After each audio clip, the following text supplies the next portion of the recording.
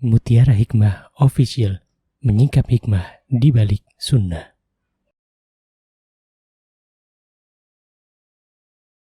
Salurkan donasi terbaik Anda untuk mendukung dakwah Mutiara Hikmah Official. Umroh akhir tahun plus daurah parenting Islami, sukses mendidik anak di zaman fitnah. Bersama Ustadz Hanan Yasir MA, Ustazah Imro'atul Azizah, 2 kali sholat Jumat. Kelas daurah parenting setiap hari. Konsultasikan dan daftarkan diri Anda sekarang juga.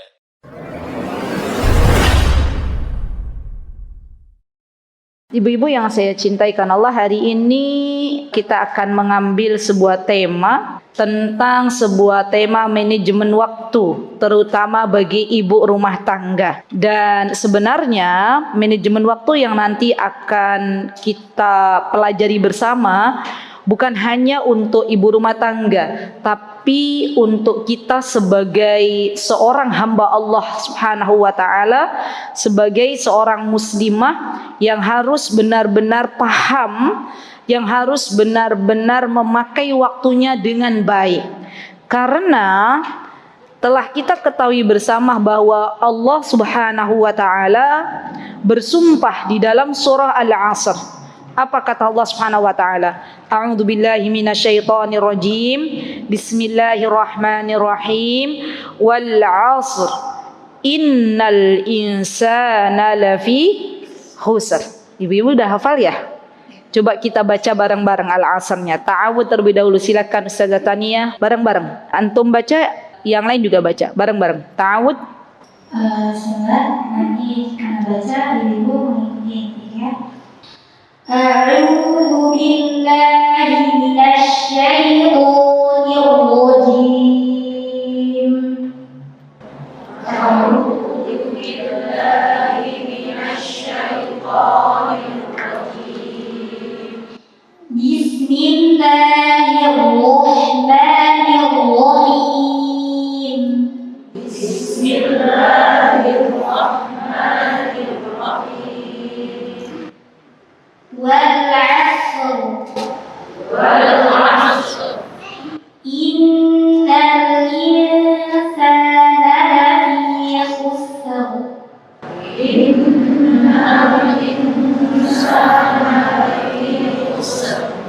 إلا الذين آمنوا وعملوا الصالحات وتواصوا بالحق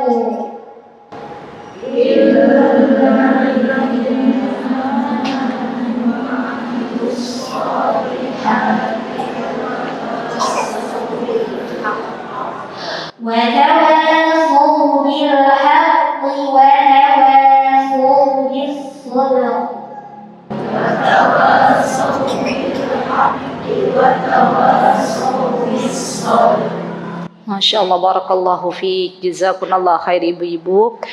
Kenapa saya tadi meminta kepada ibu-ibu dan Ustazah Tania untuk membaca surah Al-Asr, dan insyaAllah kita tadabburi sedikit. Harapannya kita digolongkan oleh Allah Subhanahu wa ta'ala ke dalam golongan orang-orang yang datang ke majlis ilmu di rumahnya Allah Subhanahu wa ta'ala, yatluna ayatillah, dan membaca Al-Quranul Karim serta mentadabburinya. Maka kita termasuk orang-orang yang kelak akan diberikan oleh Allah Subhanahu wa ta'ala ketenangan. Allah akan berikan rahmatnya dan para malaikat pun mengelilinginya, serta kita disebut-sebut nama kita di hadapan Allah Subhanahu wa ta'ala. Ya, semoga kita termasuk di dalamnya. Amin, Allahumma amin. Baik ibu-ibu, teman-teman yang saya cintai karena Allah, ketika Allah Subhanahu wa ta'ala berfirman dalam surah Al-Asr, dan dalam surah ini Allah Subhanahu wa ta'ala bersumpah dengan waktu, wal asr, demi masa atau demi waktu. Wal asri innal insana lafi khusr.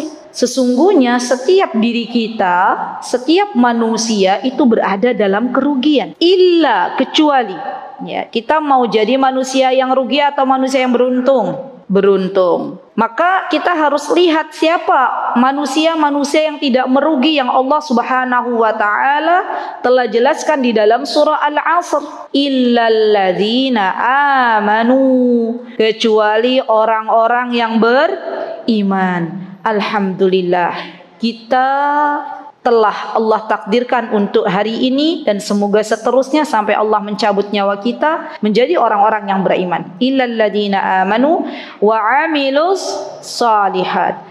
Dan orang-orang yang dia beramal salih, banyak melakukan aktivitas yang mana aktivitasnya itu termasuk amal salih yang Allah ridha. Itu amal salih. Nanti hubungannya erat dengan manajemen waktu, ya.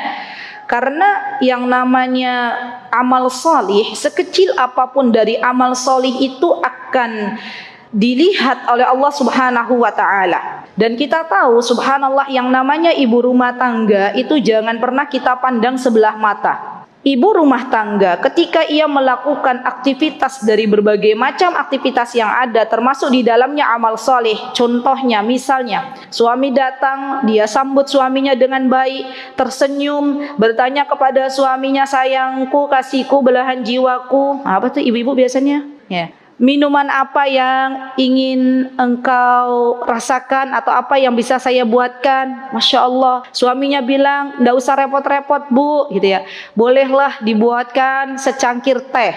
Kemudian ia membuatkan untuk suaminya secangkir teh dengan harapan agar Allah meridhoinya, agar suaminya juga ridho. Subhanallah. Ibu-ibu, amal soleh tersebut besar di hadapan Allah kalau kita bisa meluruskan niat. Dan bisa jadi setelah kita membuat teh, kita sajikan kepada suami kita dan bikin tehnya itu kalau memang suaminya biasanya suka ditemani oleh istrinya, karena memang ada tipe suami itu yang begitu, yang kalau minum teh sendirian rasanya ada sesuatu yang kurang gitu ya. Jadi memang bahasa kasihnya itu dia mau minum tehnya ditemani oleh istrinya. Kalau kita tahu paham bahwa suami kita itu begitu, artinya kita bukan bikinnya 1 gelas, kecuali kalau mau setengah-setengah ya. Bikin 2 gelas kemudian kita minum bareng. Masya Allah ibu-ibu, minum barengnya kita dengan suami kita, waktu kita menemani suami kita setengah jam, kalau kita niatkan untuk mendapatkan ridho Allah dan suami kita, ridhonya suami kita itu di hadapan Allah adalah sesuatu yang besar. Lihat, tidak perlu capek-capek keluar rumah menghidangkan 1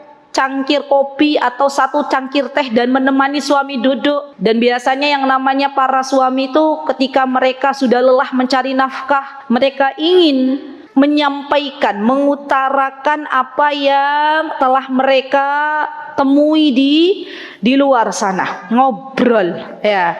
Apalagi yang LDM-an. Ya, tahu LDM enggak? Yang jaraknya jauh. Wah, itu jangan sia-siakan. Kalau bisa yang LDM-an suaminya di rumah, ya jangan sering-sering keluar. Gunakan waktu itu dengan baik, ngobrol bareng. Mas, gimana Mas kemarin ya ketika sedang tidak ada saya di sisimu, apa yang ingin dijelaskan, apa yang ingin di-share, boleh kita dengarkan. Dan itu adalah amal salih. Subhanallah. Kalau kita sudah menyajikan secangkir kopi, kita menyajikan secangkir teh, kita mendengarkan apa yang ingin disampaikan suami, tiba-tiba Allah mencabut nyawa kita ibu-ibu, dalam keadaan Allah ridho, suami kita ridho, subhanallah, Allah akan memasukkan wanita ini ke dalam surganya Allah, dan Allah kasih bonus. Boleh silahkan pilih dari pintu manapun yang kau kehendaki. Gampang nopo gampang bu? Gampang nopo gampang? Gampang-gampang berat loh. Berarti tiket masuk surga itu beriman sama menghidangkan secangkir kopi gitu ya. Masya Allah. Masya Allah. Jadi saya ingin mengatakan bahwa yang namanya ibu rumah tangga tuh walaupun mungkin berbeda dengan ibu yang bekerja. Mungkin kalau yang ibu bekerja dia banyak melakukan aktivitas untuk kantor atau untuk pekerjaannya, dia mendapatkan apresiasi dengan apa bu biasanya? Naik pangkat gitu kan ya, naik jabatan. Lah apresiasinya ibu rumah tangga siapa yang akan mengapresiasi ibu rumah tangga ini? Langsung Allah yang akan memberikan surganya. Masya Allah. Jadi alhamdulillah ya, saya sangat senang ketika melihat di KTP itu, di antara profesi yang bisa ditulis di KTP itu sekarang ada profesi ibu rumah tangga. Siapa di sini yang KTP-nya statusnya ibu rumah tangga? Banyak ya? Alhamdulillah ya, termasuk saya. Apa profesinya? Ibu rumah tangga. Masya Allah. Itu keren banget. Zaman dulu kan enggak ada tuh. Zaman dulu ada nggak KTP profesi ibu rumah tangga? Adanya apa? Jadi kalau yang nggak punya kerjaan apa? Wira swasta ya? Apa bu? Di strip? Pekerjaan ya. Pekerjaan atau status di KTP itu? Pekerjaan.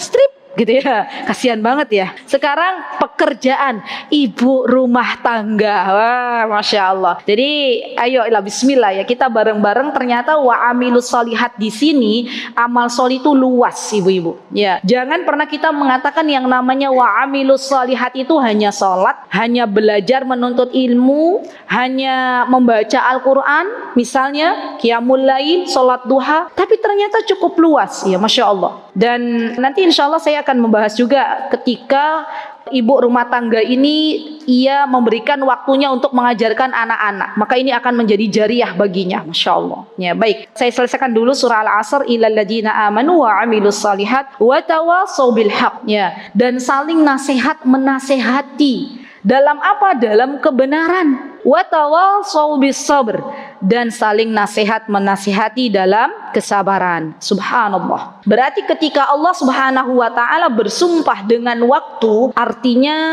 menunjukkan bahwa waktu ini adalah sesuatu yang sangat penting. Tolong dicatat kaidahnya. Allah itu kalau bersumpah dengan sesuatu di dalam Al-Quran, pasti itu menunjukkan sesuatu hal yang penting. Tulis dulu kaidahnya. Setiap yang Allah bersumpah dengan sesuatu yang terdapat di dalam Al-Quran, maka itu menunjukkan pentingnya sesuatu tersebut. Baik, contohnya apa? Contohnya tadi wal asr, demi waktu. Contohnya lagi apa teman-teman? Allah bersumpah dengan apa? Wadduha, demi waktu duha.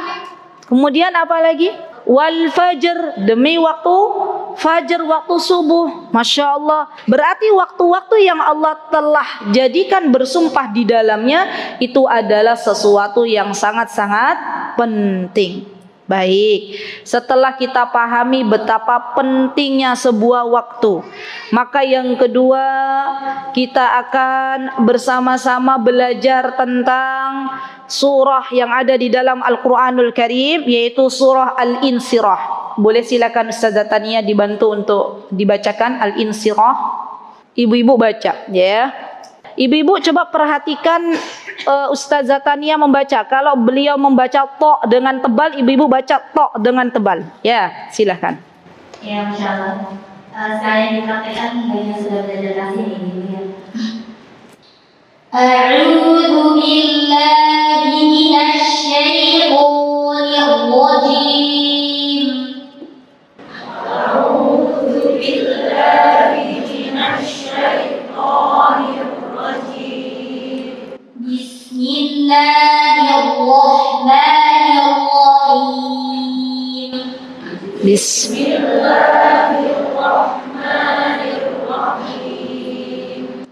Alam nashrah laka sadrak. Alam nashrah laka sadrak. Wa wada'na 'anka wizrak. Wa wada'na 'anka wizrak. Alladhi anqadha dhahrak. Alladhi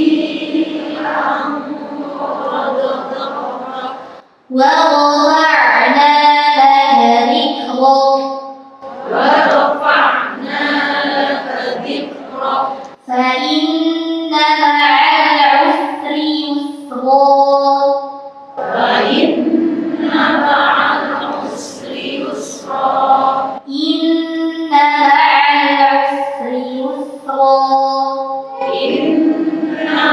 الْعُسْرِ يُسْرًا فَإِذَا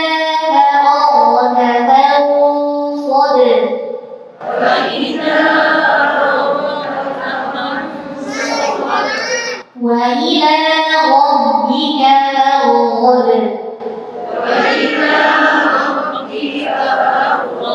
Masya Allah, jazakunallahu khaira ibu-ibu, jazakillah khair Ustazah Tania, barakallahu fikunna jami'an.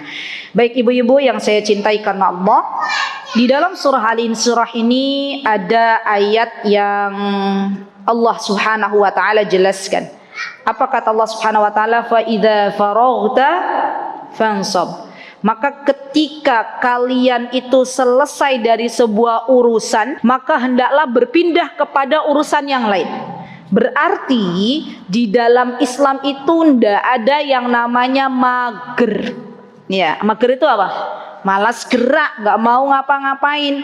Harusnya ada aktivitas yang harus kita lakukan setelahnya. Ya, nanti insya Allah ya untuk memudahkan kita mengatur apa aktivitas yang setelahnya, maka nanti insya Allah akan saja jelaskan sedikit tentang to-do list. Itu akan lebih mudah untuk kita mengatur waktu kita, apa yang bisa kita lakukan ketika kita selesai mengerjakan sebuah urusan. Ya, baik, kita pegang dua saja, surah Al-Insyirah dan surah Al-Asr. Ya, dalil yang menguatkan tentang betapa pentingnya waktu. Kemudian yang ketiga adalah sabda Nabi kita Muhammad sallallahu alaihi wasallam, yang mana beliau bersabda, apa kata beliau? Kata beliau, la tazula qadama 'abdin yaumal qiyamati hatta yus'al an arba'. Kaki saya, kakinya ibu-ibu, semuanya kelak pada hari kiamat tidak akan bergerak kecuali kita semuanya telah mempertanggungjawabkan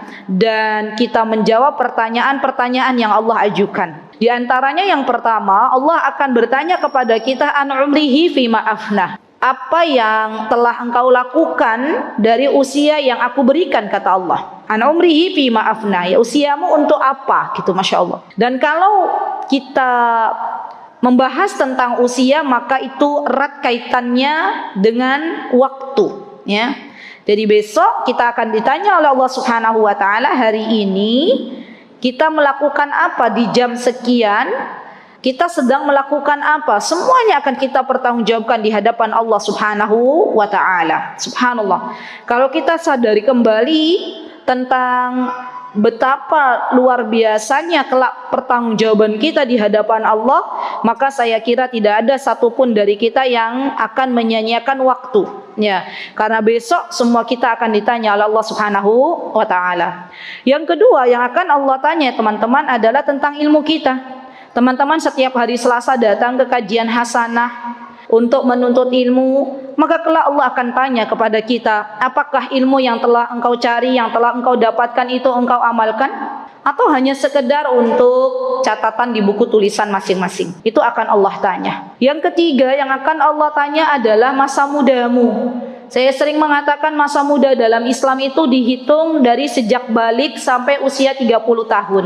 Berarti kalau ada seorang ibu atau seorang wanita yang dia menikah di usia 25 tahun, 23 tahun, atau mungkin ada yang menikah di usia 19 tahun, seperti saya dulu 19 tahun menikah, ya 20 tahun sudah jadi ibu rumah tangga, ya, alhamdulillah. Nah, itu semuanya berarti masuk masa muda. Alhamdulillah, di setengah usia muda saya habiskan sebagai ibu rumah tangga, ya, alhamdulillah. Nah, nanti akan ditanya oleh Allah Subhanahu wa taala, untuk apa kau habiskan masa mudamu. Dan terakhir yang akan Allah tanya kepada kita, teman-teman, adalah mengenai harta. Kalau tadi ilmu ditanya untuk apa, waktu ditanya untuk apa, masa muda ditanya untuk apa, berbeda dengan harta. Harta ditanya dari dua jalur, dari mana dan untuk apa. Subhanallah. Allahu Akbar, ya, pertanyaan yang sungguh berat untuk dijawab, tapi itulah yang nanti kita akan temui bersama-sama. Semoga Allah Subhanahu wa taala menjadikan kita semuanya orang-orang yang kelak bisa menjawab pertanyaan-pertanyaan dari Rabb kita. Amin, Allahumma amin. Baik, setelah kita tahu betapa pentingnya sebuah waktu,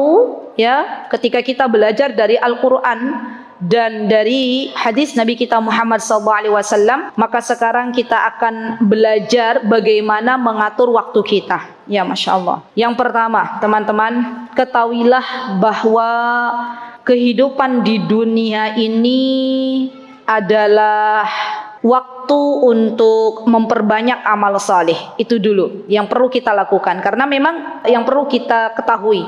Karena kalau kita tidak tahu tujuan kita hidup di dunia ini untuk apa, maka kita akan habiskan waktu kita sia-sia. Dan tidaklah Allah jadikan kita hidup di dunia ini, teman-teman, dengan diberikan waktu. Waktu itu sebagai modal untuk kita bisa beramal, kecuali nanti kita akan dimintai pertanggungjawaban di akhirat. Ya, jadi ketahuilah bahwa di dunia ini kita hanya sebentar, dan di dunia ini kita akan menjalani waktu-waktu kita yang kelak waktu akan ditanya oleh Allah Subhanahu wa taala. Baik, yang kedua, Di antara yang bisa kita lakukan bersama, sadarlah bahwa sesungguhnya waktu itu akan terus berjalan. Waktu itu akan terus berjalan. Ya subhanallah. Apa yang kita tinggalkan di masa lalu tidak akan pernah kembali lagi. Dan apa yang kita lihat di masa yang akan datang belum tentu itu milik kita. Maka sadarilah bahwa sesungguhnya waktu yang kita miliki adalah hari ini, sekarang. Ya, karena banyak orang yang dia terhanyut dalam kisah masa lalunya gitu loh, tidak mudah move on. Ada nggak orang yang begitu? Ada ya, sedih. Sedih terus ngapain? Ya udah nangis saja. Sedih ngapain? Ya udah nulis status. Sedih ngapain? Ya udah nulis apa? Nulis novel misalnya. Itu hal-hal yang sia-sia. Dan ada orang tuh yang waktunya nggak dibuat untuk cepat berbuat, tapi mikirin apa? Sesok nanti gimana anakku jodohnya? Besok nanti gimana kalau anakku sekolah? Nanti gimana kalau suamiku nggak ada duluan? Nanti gimana? Kira-kira orang yang seperti ini, Bu, hidupnya mumet napa mumet? Tapi kadang kita begitu napa mboten? Nggih, ya Masya Allah. Jadi waktu yang sejatinya yang kita miliki adalah sekarang. Maka berbuatlah untuk sekarang. Ya. Jangan terlalu lama kita hanyut untuk masa lalu. Dan jangan pula kita habiskan waktu untuk di masa yang akan datang. Boleh kita berpikir nanti apa ya, 1 pekan lagi punya target. Tapi jangan terlalu lama. Cukup untuk bikin target saja. Dan minta pertolongan kepada Allah Subhanahu wa Ta'ala. Baik. Yang ketiga, di antara yang bisa kita pelajari bersama, bahwa sesungguhnya pemilik waktu itu sendiri adalah Allah Subhanahu wa Ta'ala. Maka kita minta kepada Allah Subhanahu wa Ta'ala, berdoa dengan penuh harap agar Allah Subhanahu wa Ta'ala memberikan keberkahan untuk waktu kita. Nah, itu penting banget tuh. Kita dan Imam Syafi'i, jangan jauh-jauh ya. Kita dan Imam Syafi'i. Itu waktunya sama nggak? 1 kali 24 jam yang Allah berikan. Modalnya sama nggak ibu-ibu? Sama. Tapi beda nggak kita sama Imam Syafi'i ketika mengatur waktu? Keberkahannya itu beda. Atau kita sama siapa ibu-ibu? Sama Ummu Sulaim. Nah, tahu kan Ummu Sulaim? Ya, sosok seorang sahabiah yang Masya Allah, beliau itu saya belum pernah bertemu dengan beliau, tapi saya tuh kalau membayangkan sosoknya Ummu Sulaim tuh Masya Allah luar biasa. Beliau tuh seorang yang bisa memanage waktunya dengan baik. Beliau tahu mana waktu untuk melayani suaminya. Beliau tahu mana waktu untuk mendidik anaknya. Masya Allah, itu Ummu Sulaim. Ummu Sulaim dan kita sama diberikan modal 1 kali 24 jam. Tapi ternyata keberkahannya berbeda. Keberkahannya berbeda. Subhanallah. Maka dari itu kita perlu meminta kepada Allah Subhanahu wa Ta'ala, zat yang memiliki waktu itu sendiri, untuk memberikan keberkahan dalam kehidupan kita. Ya Allah, berkahilah waktuku. Allahumma barik. Kalau Rasulullah SAW mendoakan keberkahan waktu untuk umatnya itu di pagi hari, Allahumma barik li ummati fi bukuriha. Atau Allahumma barik umri. Allahumma barik fi awqati. Atau bahasa Indonesia, ya Allah berkahilah usiaku. Ya Allah berkahilah waktuku. Minta dulu sama Allah. Minta sama Allah. Baik, dan kita sebagai umat Islam, setelah kita berdoa kepada Allah Subhanahu wa Ta'ala meminta keberkahan, maka yang keempat adalah menjaga hubungan baik dulu dengan Allah. Ya, ini penting banget ini. Ya, menjaga hubungan baik dengan Allah. Dimulai dari kapan teman-teman? Dimulai dari bangun tidur. Ya, dimulai dari bangun tidur kita berdoa kepada Allah Subhanahu wa Ta'ala. Apa doanya bangun tidur? Alhamdulillahilladzi ahyana ba'dama amatana wa ilaihin nusyur. Setelah itu kita langsung yang kita ingat adalah apa yang bisa lakukan untuk akhiratku. Tolong diperhatikan baik-baik. Jadi begini Bu, ini rumus-rumus. Orang yang bangun tidur waktunya langsung dipakai untuk mengingat akhirat, maka Allah Subhanahu wa Ta'ala akan menyediakan dunia untuknya. Allah kumpulkan dunia, Allah hadirkan untuknya. Tapi kalau orang bangun tidur, waktunya ya nggak baca doa, langsung ke kamar mandi, kemudian setelah itu tidak sholat terlebih dahulu, langsung beraktivitas untuk dunianya, dibuka HP-nya, lihat orderan misalnya yang masuk gitu ya, itu kan misalnya pedagang atau dia berangkat kemana untuk berbisnis, maka ketahuilah yang demikian itu sesungguhnya ia sedang ingin mendapatkan sesuatu yang tidak baik. Kenapa? Karena kata Rasulullah SAW, orang yang dia bangun tidur yang teringat dunianya, maka Allah akan mencerai beraikan dunianya. Ya, Allah akan cerai beraikan dunianya dan dia mendapatkan lelah tapi dia tidak mendapatkan apa-apa. Ya, subhanallah. Saya rasa ini banyak yang masih memiliki pikiran bahwa kalau semakin pagi mengejar dunia sebelum subuh misalnya, maka akan semakin banyak yang didapatkan. Padahal sejatinya tidak. Masya Allah. Kami dulu ada kawan-kawannya suami dari Yaman tuh terheran-heran. Kata beliau, di Indonesia ini luar biasa ya, terutama ibu-ibu pagi hari itu jam 2 udah rame gitu ya. Jam 3 itu udah rame. Di mana tuh ramenya? Di masjid atau di jalan atau di pasar? Di mana? Di pasar. Apa yang mereka cari? Dunia. Orang-orang yang seperti itu apakah ia dapatkan dunianya? Dapat, tapi tidak terkumpul gitu kan ya. Masya Allah. Dapat, tapi tidak ngumpul-ngumpul. Pernah nggak ibu-ibu lihat ada orang begitu ngejar-ngejar dunia dari dini hari gitu ya. Masya Allah. Dapat dunianya tapi nggak pernah ngumpul. Mau umrah kok ya nggak ngumpul-ngumpul ya gitu ya. Masya Allah. Ada orang yang seperti itu ya. Ada. Maka kata kawan kami yang dari Yaman itu, kalau di tempat kami ya beda polanya. Kalau di tempat kami bangun tidur, waktu yang kami habiskan yaitu untuk menjalin kedekatan dengan Allah. Ya, dengan salat malam, dengan baca Al-Quran. Nanti sampai runut, sampai pukul 9 baru mereka mencari ma'isyah, mereka mencari nafkah. Dan itu ketahuilah ibu-ibu, ternyata dengan menggunakan pola itu, subhanallah, Allah kumpulkan dunianya dan Allah mampukan mereka untuk memiliki sesuatu dari dunia ini. Dan itu terjadi real, ada. Ya, jadi polanya harus dirubah ya, polanya harus dirubah, mindsetnya harus dirubah.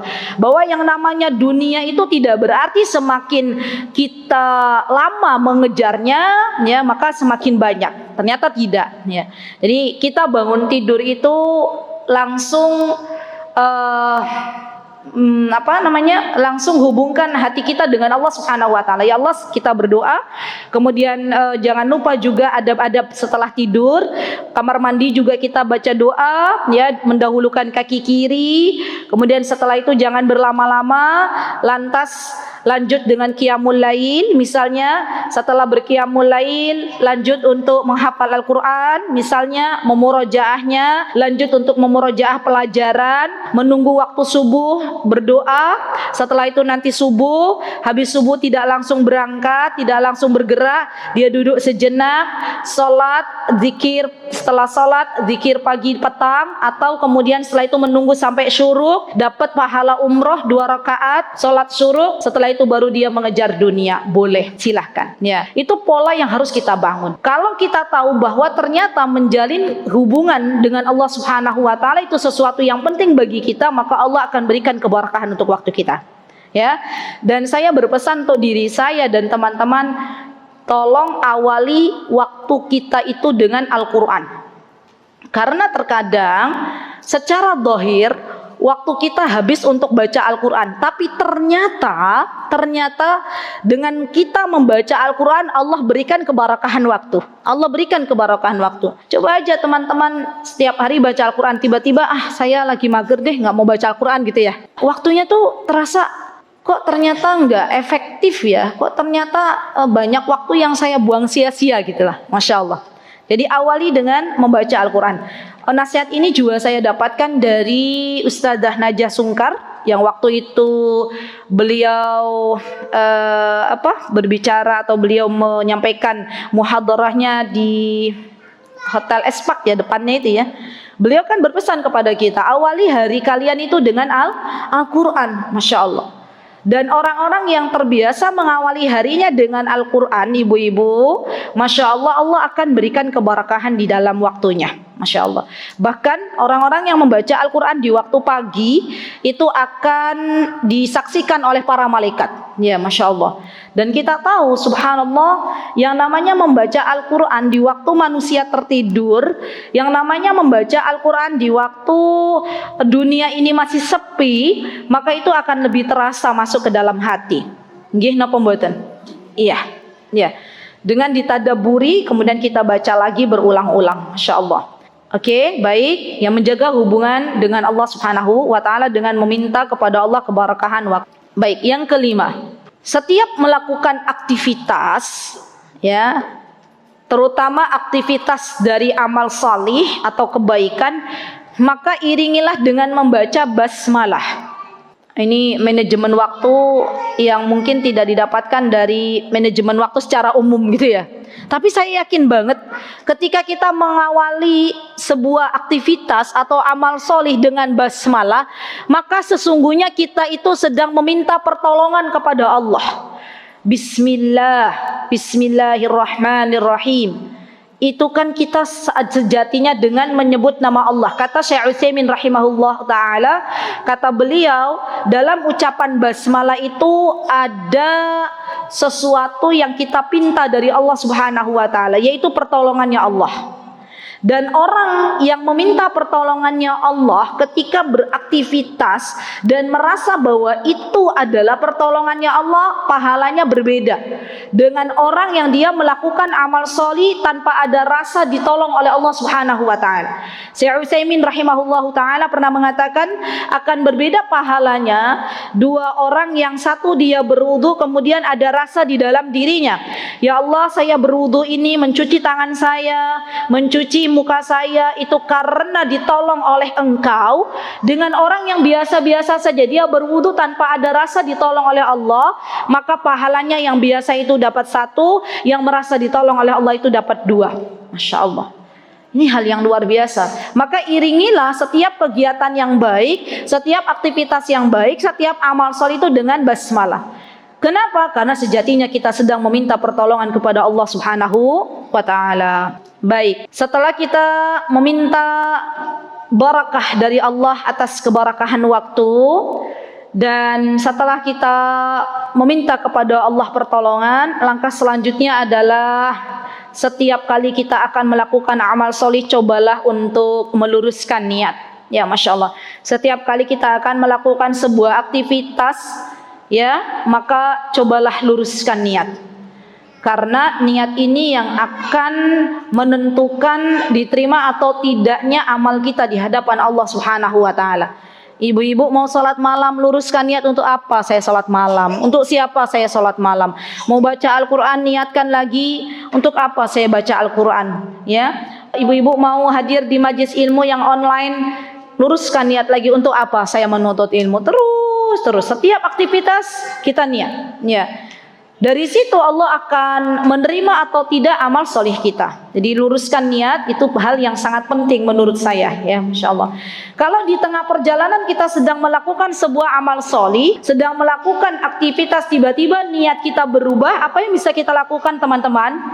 Kita belum selesai nih kajiannya 2 jam.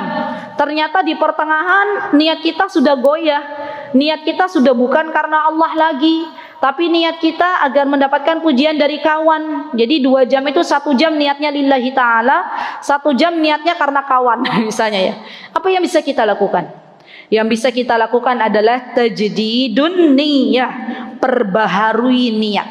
Jadi boleh di tengah-tengah aktivitas kita, di tengah-tengah waktu kita dalam beramal sholih, kalau sudah melenceng, bukan lagi karena Allah, kita luruskan niat kembali. Ya Allah, saya mohon ampun atas apa yang saya lakukan dari buruknya niat saya, ya Allah. Ya Allah, luruskan lagi niat saya hanya untuk mencari ridhamu. Masya Allah. Baik, kemudian setelah kita meluruskan niat, ibu-ibu, di dalam beramal sholih, yang perlu kita lakukan, kita juga perlu memberikan waktu, porsi waktu untuk mengetahui ilmunya terlebih dahulu. Ini baru mukaddimahnya, ya. Mengetahui ilmu yang akan kita lakukan dari berbagai macam aktivitas. Nah, itu penting banget. Disebutkan dalam sebuah kaidah bahwa al-ilmu qabla al-amal. Ilmu itu sebelum amal. Ibu mau salat malam, ya, maka sebelumnya kita harus paham siapa yang memerintahkan salat malam. Di dalam surat apa Allah memerintahkan salat malam? Apa keutamaan salat malam itu sendiri? Ya, akan berbeda orang yang mengetahui ilmu terlebih dahulu dengan orang yang tidak mengetahui ilmu.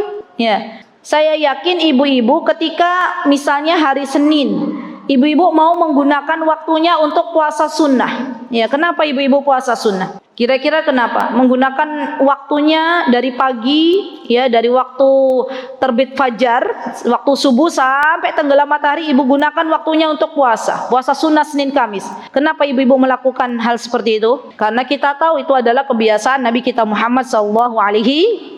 Misalnya, maka dia akan semangat dalam beramal salih. Jadi penting dalam memanage waktu sebenarnya ya teman-teman, kita mengetahui dulu keutamaan atau ilmu yang akan kita lakukan dari berbagai macam aktivitas, dari berbagai macam amal salih.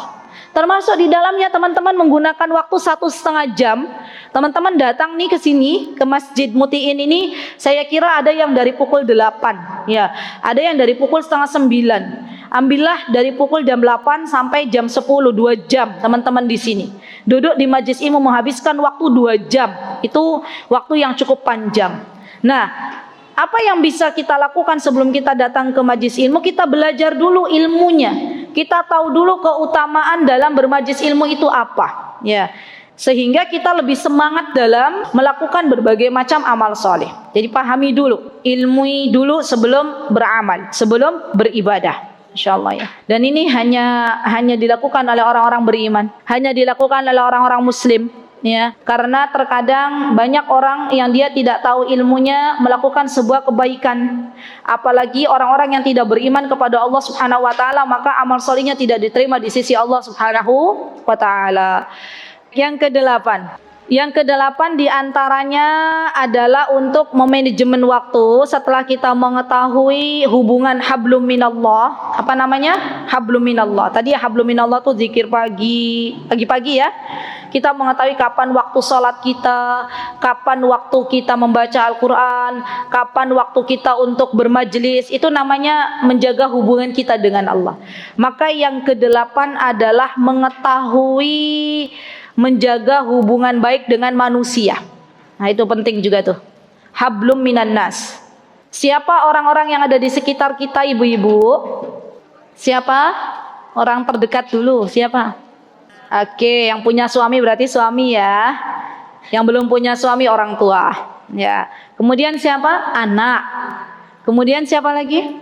Orang tua kita. Kemudian siapa lagi? Tetangga. Kemudian siapa lagi? Teman-teman kita, guru-guru kita, ya kan? Kerabat kita. Itu semuanya adalah orang-orang yang ada di sekitar kita. Maka kita sebagai hamba Allah yang mana kita juga perlu bermuamalah dengan orang, maka kita harus bisa mengetahui hak-haknya mereka. Apa kewajiban kita? Contoh misalnya, saya sudah menikah, ya, saya menggunakan waktu saya kalau sudah contoh ya, sudah anak-anak sudah sekarang alhamdulillah wa syukurillah anak kedua dengan anak ketiga saya sekarang sekolah. Kalau dulu yang kedua homeschooling, alhamdulillah sekarang yang kedua dan ketiga sekolah. Maka saya kalau pagi hari sudah selesai waktu saya untuk habluminallah, maka saatnya saya menyiapkan keperluan anak-anak untuk sekolah. Selesai semuanya, ya, anak-anak sudah berangkat dengan abinya, maka biasanya saya langsung video call dengan ibu saya. Ya, itu sudah alhamdulillah sudah jadi rutinitas. Kenapa ibu-ibu? Karena alhamdulillah kalau ibu mertua alhamdulillah ada di Jogja. Ya bagaimana mau video call? Mending ngobrol bareng gitu ya. Jadi saya usahakan untuk ngobrol dengan ibu saya. Karena suami kan berangkat ya menghantarkan anak-anak. Artinya saya ada waktu nih, ya udah saya ajak ngobrol ibu saya. Masya Allah yang namanya orang tua luar biasa ya, Masya Allah itu senang sekali ketika ditelepon. Saya yakin yang namanya orang tua, Masya Allah ya. Terima kasih ibu-ibu, jazakunallah khair kepada para ibu-ibu yang sudah mendidik kami ya sebagai anaknya, Masya Allah. Mereka itu sebenarnya teman-teman nggak hanya butuh bukan dari kita tuh bukan cuman butuh harta, bukan sama sekali bukan. Tapi yang mereka mereka butuhkan untuk saat ini adalah ada orang yang diajak bicara, terutama anak-anaknya. Minimal ketika keberadaan kita jauh dari orang tua, karena orang tua saya di Cirebon, maka minimal aktivitas harian saya menelpon ibu saya, menelpon Umi, itu saya niatkan untuk berbirrul walidain, ya, untuk berbirrul walidain. Dan saya senang gitu ketika video call kemudian saya melihat sumringahnya wajah ibu gitu ya, Masya Allah. Mudah-mudahan saya bisa istiqomah untuk terus memberikan waktu yang sedikit, walaupun sedikit ya, untuk bisa menelpon, video call ya, minimal kepada ibu, tanya kabar, sudah makan belum ya. Dan itu membuat beliau senang, alhamdulillah. Jadi itu ya teman-teman, diantaranya waktu kita itu kita bagi-bagi. Nanti biasanya setelah saya telepon ibu saya, karena alhamdulillah wa syukurillah, ayah saya sudah wafat. Allahumma firlahu warhamhu wa'afi wa'fu anhu wa akrim nusulahu wa wasi'a madkhalahu waj'al qabrahu radha min radhatil jannah. Dan kalau bisa lagi teman-teman, saya biasanya kalau waktunya masih cukup nih, atau kadang saya ikut untuk menghantarkan anak-anak baru di perjalanan, karena perjalanan cukup jauh sekolah anak-anak kami di daerah utara, maka biasanya saya juga coba untuk video call dengan menghadirkan anak-anak, karena di mana-mana yang namanya nenek itu senang melihat cucunya gitu loh, bahkan mungkin lebih senang daripada melihat anaknya ya. Biasanya tanya, mana ini ya, ini nih Jidah telepon, ini nih Jidah telepon, senang gitu. Saya lihat dari mukanya itu, saya lihat tadi pas nelpon kok tersenyumnya sedikit, tapi pas lihat cucunya kok tersenyumnya lebih lebar gitu ya, Masya Allah. Jadi biasakan teman-teman, terutama di pagi hari ya, terutama di pagi hari kita berikan waktu untuk ibu kita. Atau misalnya kita tahu ya bahwa kita itu seorang istri, maka kita harus paham kapan waktu untuk melayani suami kita ya. Jadi kita tuh hidup bukan cuman ngurusi diri kita, bukan, tapi ada orang-orang yang ada di sekitar kita, baik itu anak kita maupun suami kita maupun orang-orang terdekat kita ya. Misalnya lagi weekend, misalnya ya, weekend apa yang bisa kita lakukan? Yang bisa kita lakukan mengunjungi karib kerabat misalnya ya. Dan subhanallah ibu-ibu, di dalam Islam yang namanya silaturahim, yang namanya mengunjungi karib kerabat itu memiliki nilai yang luar biasa di hadapan Allah dan Rasulnya. Bahkan memiliki keutamaan, barang siapa yang ingin dipanjangkan usianya dan diluaskan rizkinya, maka hubungkanlah tali kekerabatan ya. Subhanallah, berarti siapa saja di antara kita yang waktunya, sebagian waktu yang Allah berikan kita pakai untuk bersilaturahim, sesungguhnya kita sedang menanam kebaikan untuk diri kita ya. Dan para ulama mengatakan yang namanya dipanjangkan usia itu, ada yang mengatakan bahwa Allah berikan kebarakan waktu di dalamnya. Jadi usianya tetap, misalnya telah ditakdirkan oleh Allah 60 tahun, tapi subhanallah di 60 tahun itu banyak sekali amal soleh yang dia lakukan. Ada juga yang mengatakan Allah panjangkan usianya dengan benar-benar Allah panjangkan, dan Allah kalau berkehendak maka itu adalah kun fayakun. Baik, kemudian yang kedua, orang yang bersilaturahim diluaskan rizkinya. Artinya teman-teman, ternyata waktu yang kita habiskan untuk silaturahim itu tidak sia-sia. Kenapa? Karena ternyata Allah telah menyiapkan rizki untuk kita semuanya. Masya Allah ya. Baik, berarti kita sudah memberikan hak untuk ibu kita, kita sudah memberikan hak untuk suami kita, kita sudah memberikan hak untuk anak-anak kita sudah memberikan hak untuk karib kerabat kita berikan juga hak untuk tetangga kita ya. Kenapa? Karena Rasulullah SAW mengatakan, man kana yu'minu billahi wal yaumil akhiri falyukrim dhaifuhu falyukrim jarahu gitu ya. Man kana yu'minu billahi wal yaumil akhiri falyukrim jarahu. Barang siapa yang beriman kepada Allah dan hari akhir, maka hendaklah ia memuliakan tetangganya. Kapan waktu ketika kita ya, misalnya ada waktu kapan kita kunjungi tetangga kita buatkan sesuatu untuk tetangga, terutama yang terdekat pintunya ya. Jadi dalam Islam itu tetangga, yang dimaksud tetangga itu sebenarnya luas cakupannya, 40 depan, 40 belakang, 40 samping, 40 samping kanan, samping kiri. Tapi yang perlu kita prioritaskan adalah yang terdekat pintunya. Siapa? Coba cek yang terdekat pintunya dengan kita itu siapa? Itu yang kita prioritaskan. Masya Allah ya. Dan orang-orang yang paham tentang kewajibannya ya sebagai insan sosial, maksudnya dia akan bermuamalah dengan banyak orang, maka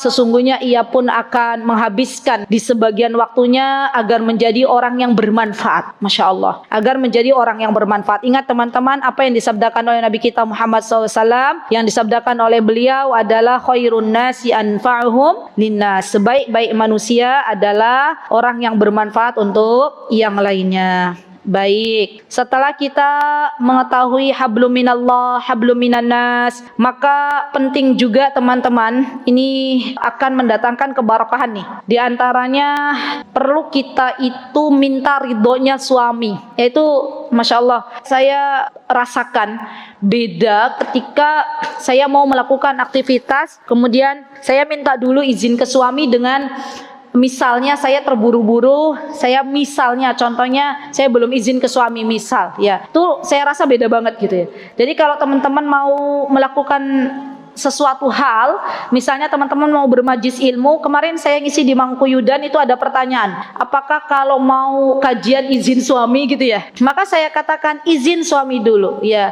Sayangku belahan jiwaku, ya. Saya mau izin datang ke majlis ilmu, ridho napa mboten? Oh nggih, alhamdulillah ridho. Masya Allah Bu, ketika kita sedang beraktivitas dalam beramal solih, suami kita ridho, Allah berikan keberkahan di dalamnya. Yakinlah itu. Ya, terkadang kita itu melupakan hal ini loh, Masya Allah. Padahal itu penting di dalam kehidupan kita sebagai posisi kita sebagai seorang istri. Jadi kan posisi kita sebagai seorang istri, posisi kita sebagai seorang anak, posisi kita sebagai seorang ibu. Dan setiap aktivitas di rumah itu dikondisikan dengan keluarganya masing-masing. Ya, tidak bisa kita samakan. Kenapa? Karena ada seorang ibu yang dia sampai detik ini, ya misalnya bukan seorang ibu, seorang istri yang sampai detik ini belum dikaruniai anak oleh Allah. Itu akan berbeda memanage waktunya dengan ibu yang punya anak 10. Ya. Oh iya, ada kawan saya tuh punya anaknya 10. Sekalinya saya masuk ke rumah beliau, ya ibu-ibu sudah bayangkan, ya saya seperti di daycare gitu ya. Saya seperti di playgroup. Masya Allah ya. Berarti ada juga yang memang Masya Allah seorang ibu yang punya anak 3, punya anak 5, itu juga berbeda dalam memanage waktu di dalam rumahnya. Jadi beda-beda ya, Masya Allah. Belum lagi nanti yang anaknya homeschooling, yang anaknya sekolah di luar gitu kan, itu juga beda-beda. Belum lagi nanti faktor usia. Ada yang usianya jenjangnya tinggi ya, antara anak satu dengan anak kedua itu lumayan cukup panjang. Ada yang runut-runutnya. Bahkan ada seorang ibu di waktu Ramadan cerita ke saya, Ustazah saya kalau Ramadan tuh dua keadaan. Apa keadaannya? Kalau nggak hamil menyusui. Masya Allah, itu ada. Masya Allah. Jadi penting bagi kita teman-teman melihat kondisi kita. Kita itu sekarang diberikan amanah apa oleh Allah? Saya diberikan amanah alhamdulillah menjadi ibu dari 3 anak-anak ya. Maka dari itu saya harus bisa meletakkan kapan waktunya saya mengajarkan anak-anak. Biasanya saya mengajarkan anak-anak biasanya ba'da isya ya, ba'dal maghrib. Maka sampai hari ini suami saya belum mengizinkan saya kalau mengajar kajian online ya di waktu ba'da isya. Ya, itu nggak bisa. Kenapa? Karena saya pastikan itu waktu untuk keluarga. Ya, jadi boleh kita mengatur demikian. Ya, kapan waktunya untuk anak-anak, kapan waktunya untuk suami. Baik. Kemudian langkah yang selanjutnya teman-teman agar waktu kita lebih efektif, diantaranya membuat to-do list. Ini penting juga. Membuat to-do list itu sesuatu yang menurut saya cukup penting, karena orang yang dia itu tahu bahwa jam sekian mau apa, jam sekian mau apa, dia jelas, dia paham, oh berarti habis ini ngapain, habis ini ngapain. Tadi yang faida farugta fansab, kalau selesai maka kerjakan lagi sesuatu yang lain. Jadi ditulis pagi hari, diantaranya ada, ini beda-beda, ada yang ibu nulisnya mau tidur, besok mau ngapain aja. Ada yang nulisnya kalau bangun tidur. Ya terserah teman-teman mana yang mudah ditulis, ya ditulis. Dan ini kita ajarkan juga ke anak-anak, kita ajarkan ke anak-anak. Biasanya kalau anak-anak kami tuh punya apa namanya, buku kecil gitu, buku yang mudah dibawa kemana-mana, bukunya kecil gitu ya, itu ditulis saja, hari ini mau ngapain aja nak, biarkan mereka nulis, nanti malamnya dievaluasi, loh kok ini nggak bisa dikerjakan, apa sebabnya. Terus memang kalau belum konsisten teman-teman, terkadang kita masih bolong-bolong, itu perlu sebuah perjuangan. Tapi kalau sudah menjadi kebiasaan atau habit untuk kita, maka itu adalah sebuah hal yang biasa saja ya. Jadi yuk mulai hari ini yang belum membuat to-do list, buat to-do list. dan membuat to-do list tuh beda-beda. Ada yang saya pernah berjumpa dengan seorang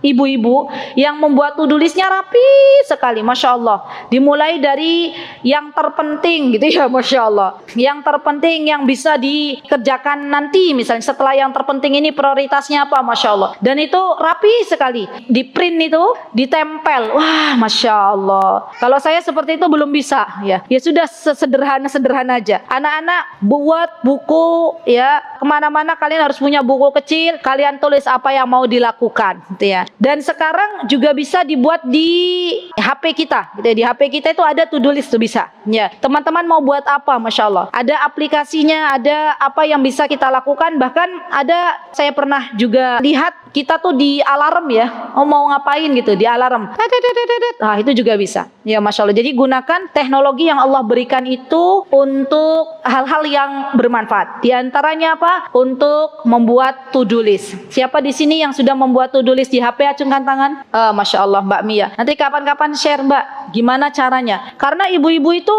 kita nih sekarang ya Bu, kalau HP ketinggalan pasti kita akan merasakan, HP ku ketinggalan gitu ya. Tapi kalau Al-Quran atau buku ketinggalan, kita seperti itu nggak? Kadang kita biasa saja. Ya, maka boleh to-do list itu ditulis di HP. Nanti insya Allah diajarkan sama Mbak Mia ya, insya Allah di sesi akhir ya Mbak. Nah, mau jadi orang bermanfaat napa mboten? Nah, ibu-ibu semua punya HP kan di sini? Siapa yang nggak punya HP? Acungkan tangan. Coba, saya mau tanya. Ada yang nggak punya HP? Nanti dikasih HP sama Bu Uswatun.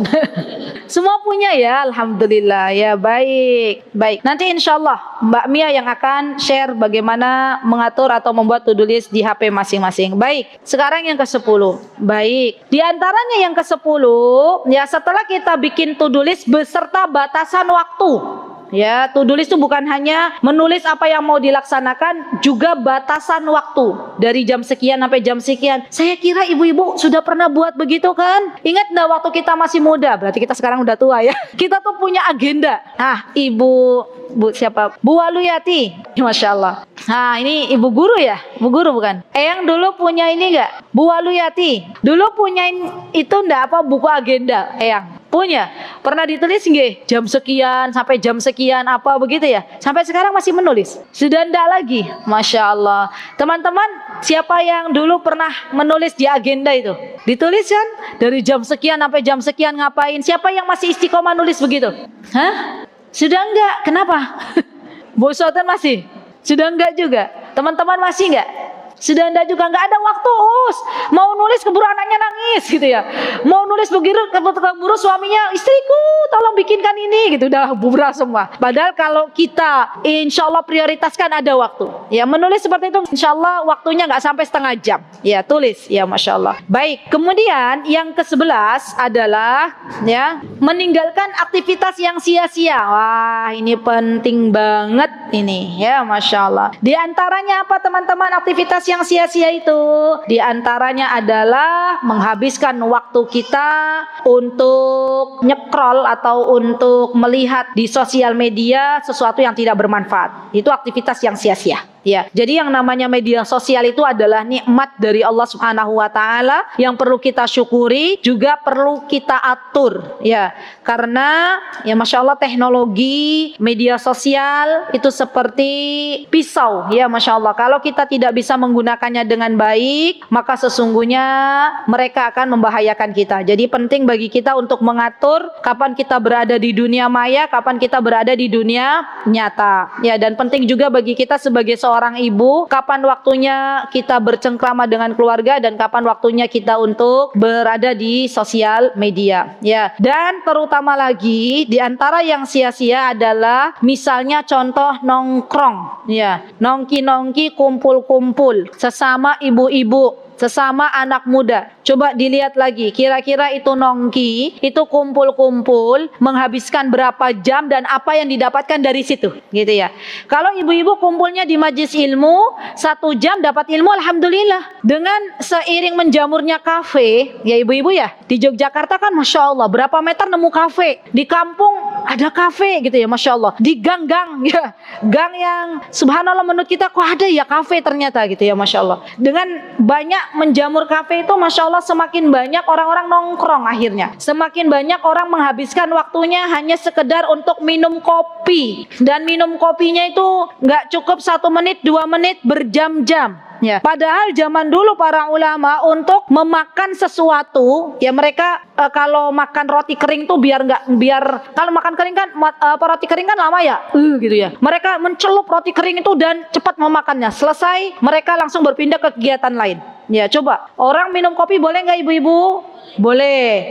Yang nggak boleh apa? Terlalu lama di situ. Yang nggak ngapa-ngapain, wah nyeduh kopi aja. Kopinya enak tenan, gitu ya. Masya Allah ya. Surput. Habis itu ngelamun lagi besok ya. Kira-kira apa yang akan didapatkan, gitu ya. Orang zaman sekarang itu ibu-ibu banyak yang tergiur dengan sesuatu yang belum jelas. Ya. Contoh diantaranya apa? Perjudian, ya kan?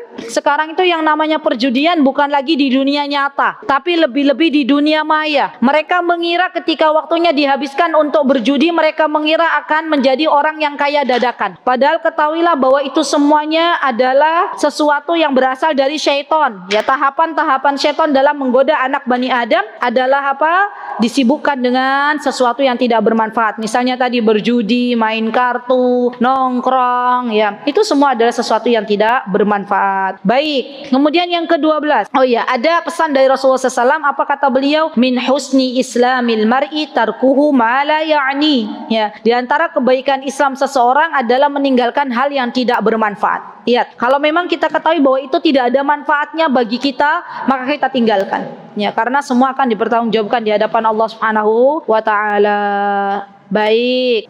Insya Allah ibu-ibu, saya kira 11 ini sudah banyak ya. Sudah banyak sekali. Coba nanti diamalkan. 11 itu dijalankan dulu, diamalkan dulu. Kira-kira poin mana yang paling berat dari ke-11 itu? Coba. Nomor 9 itu apa, Bu? Membuat to-do list, ya, keistiqomahannya. Kalau membuatnya mungkin insya Allah mudah, keistiqomahannya. Berarti kita minta sama Allah Subhanahu Wa Taala untuk istiqomah dalam membuat to-do list. Baik. Oh iya ibu-ibu, saya ada yang lupa. Insya Allah saya tambahkan sedikit. Dan dalam memanage waktu itu yang perlu kita lakukan, jangan pernah menunda waktu. Kenapa? Karena di dalam Islam disebutkan oleh Abdullah bin Umar bahwa kalau kita berjumpa dengan pagi hari, saya lupa Umar apa Ibnu Umar, yang jelas antara mereka berdua. Kalau kita di pagi hari jangan menunggu sampai sore hari. Kalau kita berada di sore hari jangan menunggu sampai pagi hari. Ya, Masya Allah. Jadi nggak boleh nunda-nunda. Kenapa? Karena amal solih itu kalau sudah dibukakan oleh Allah, kita tidak bersegera melakukannya, maka bisa jadi kesempatan untuk beramal solihnya telah ditutup oleh Allah Subhanahu wa taala. Jadi kita sebagai orang beriman, kalau ada sesuatu yang ada di hadapan kita untuk cepat-cepat beramal soleh, maka bersegeralah sebelum Allah Subhanahu wa taala mewafatkan kita semuanya. Baik, itu yang bisa saya sampaikan ya, insyaallah. Kurang lebihnya saya memohon maaf yang sebesar-besarnya. Jikalau ada kebenaran datangnya dari Allah Subhanahu wa taala, jikalau ada kesalahan datangnya dari saya pribadi, saya mohon maaf yang sebesar-besarnya. Aqulu qouli hadza wa astaghfirullah li wa lakum wa akhiru da'wana alhamdulillahi rabbil alamin. Assalamualaikum warahmatullahi wabarakatuh. Mutiara Hikmah Official, menyingkap hikmah di balik sunnah.